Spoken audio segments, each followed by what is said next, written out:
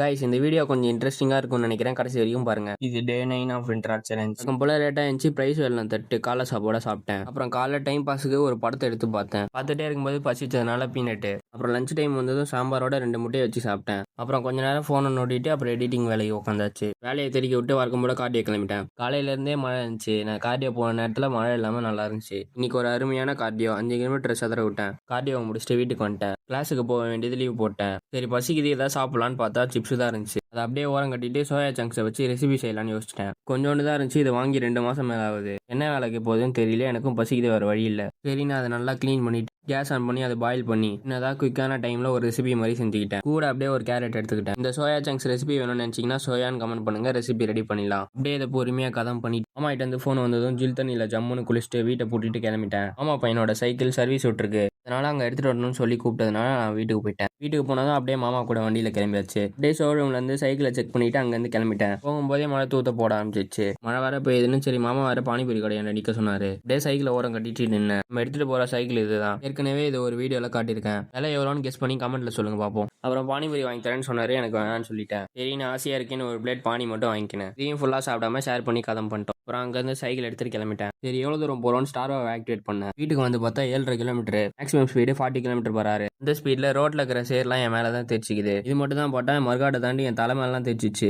அப்புறம் தலையெல்லாம் தண்ணியை ஊற்றி எல்லாத்தையும் வாஷ் பண்ணி முடிச்சிட்டேன். அப்புறம் கோயிலில் இன்னைக்கு சூரசம்காரன்றதுனால கோயிலுக்கு போனேன். நான் வந்த நேரத்தில் தான் கரெக்டாக முருகர் என்ட்ரி. கரெக்டாக வார் ஸ்டார்ட் பண்ணுற டைமில் தான் வந்திருக்கும். இவர் இருக்கார்ல, இவர் தான் வீரபாகு, இவர் தான் வில்லனு. இவரை கதம் பண்ணுறதா மிஷினு. எனக்கு இந்த கதை பெருசாக தெரியாது. தெரிஞ்சால் கமெண்ட்ல சொல்லுங்க. எனக்கு தெரிஞ்சதை வச்சு நான் ஒரு கதை சொல்கிறேன். வீரபாகு ஃபர்ஸ்ட் 2 பேர் அனுப்பிச்சு விடுவார். அவங்கள போடணும். அதில் ஃபர்ஸ்ட் ஆளை போட தான் இப்போ வெயில் போயிட்டு இருக்கு. அது விநாயகர் தலையை வச்சு யாரோ ஒருத்தவர் யாருன்னு தெரியல. இத்தவனே ஓவரா பேசுறதுனால அவர் கதமை ஃபர்ஸ்ட் ஷாட்லேயே அவர் நாக் அவுட். அப்புறம் அரக்கன் சைட்லேருந்து ஒரு ராக்கெட் போச்சு. அப்புறம் முருகன் சைட்லேருந்து ஒரு ராக்கெட். இது என்ன கான்செப்ட்னு தெரியல. ஆனால் பயங்கரமா இருந்துச்சு. இது நான் சின்ன வயசுல இந்த மாதிரி எங்க ஊர்ல நடந்ததை பார்த்தேன். அதோட இப்பதான் பாக்குறேன். அடுத்தது 2வது அடியாளு சிங்கமுகம் கொண்ட ஒருத்தவர். ஒரு ஏதோ வார்த்தை ஒட்டாப்புல. அதனால அவரையும் கதை பண்ணிட்டாங்க. இங்க 2 பேரையும் போட்டோன்னா அரக்கன் சைட்ல இருந்து ஒரு செலிப்ரேஷன் பண்ணாங்க. அது எதுக்குன்னு தெரியல. கோவத்தை வெளிக்காட்டுற விஷயம்னு நினைக்கிறேன். என்னன்னு தெரியல. கடைசியா மெயின் வில்லன் என்ட்ரி. இதெல்லாம் பார்த்துட்டு இருக்கும்போது நம்ம நிற்கிற இடத்துல அவுட் வச்சிட்டாங்க. மெயின் வில்லன் கொஞ்சம் பவர்ஃபுல்லானவர்னு முருகனே இறங்கி வந்துட்டாரு. அவரே ஒரு குத்துனால தலை துண்டாயிடுச்சு. ஒரே சொருவுனால எல்லாமே கதம். இதுல ஜெயிச்சதுல சின்னதா ஒரு செலிப்ரேஷனோட முடிச்சாங்க. அப்புறம் கோயிலுக்குள்ள போய் சாமியை கும்பிட்டு ஒரு பட்டையை போட்டு விட்டானுங்க.